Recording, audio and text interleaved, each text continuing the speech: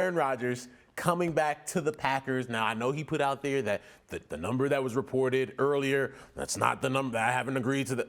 Right. I think when it's all said and done, it's going to be a big number. Sure. A monster number, if you will. And the number that was out there would be around 20+% of the salary cap as we see our poll there. Where do you think the Packers will finish next season? You can vote. Scan the QR code, playtheriley.com. It's a big number, taking up 20% of a salary cap. Mm-hmm. For me personally, there are only so many elite quarterbacks. Right. And if you look at the NFC as currently assembled, a lot of those guys now with Russell Wilson on the move play in the AFC. Sure. If you're the Packers, you have to give him what he asked for. He has the leverage. This is a guy coming off an MVP, and you don't have other options. You drafted Jordan Love, right, and he don't look like that dude. Right. So you had to make this move. I think it's a good decision for the Packers. I don't know if they had to make this move. I think that Aaron Rodgers' market dictates that he's worth that much money, 100%. But did they have to make this move? Was paying Aaron Rodgers going to move the Green Bay Packers any closer to a Super Bowl than they were this past year or in previous years? The answer to that is probably no. And you can look at the track record. They have 10 seasons with double-digit wins, right? They have 8 division titles. They're 1-4 in NFC championships. A lot of times they're not even making it out of the divisional round.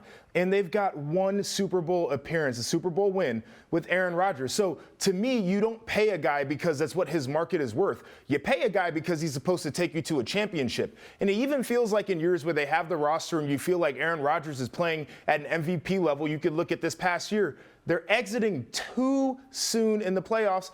I don't know if it's a decision I would have made if I was the Green Bay Packers. How many elite quarterbacks in the NFL? I don't think that matters. I think it does, because if let's say the Packers agree with you and don't bring him back, and yes, you try to diversify and fill. They're in the same place they're at right now. They and don't you know have who a your Super quarterback Bowl. is? Mitchell Trubisky, okay, or somebody of totally that type. Fine. That's not going to get you to a Super Bowl. Well, Aaron Rodgers ain't either. That's the point. But you have to. He's been around there for how long? You have to get there. He got and one he has the Super ability Bowl to get you there. appearance. Mitchell Trubisky or somebody on the free agent market on the scrap heap is not going to do it. Is going to get you a similar result to what the Packers had this past year. Incorrect. There's no shot. Incorrect. In hell. No. Bro, they made it to the playoffs and they lost in their first game in the playoffs. The MVP as their quarterback. Okay, he's the MVP. With what? What other hardware do they have? That's the question that I'm asking. That's why I'm saying it's not worth it. I'm not saying Aaron Rodgers isn't an elite quarterback. He is. I'm saying that the Green Bay Packers are no better off than they were last year by paying Aaron Rodgers more money. Period. Point blank. The end.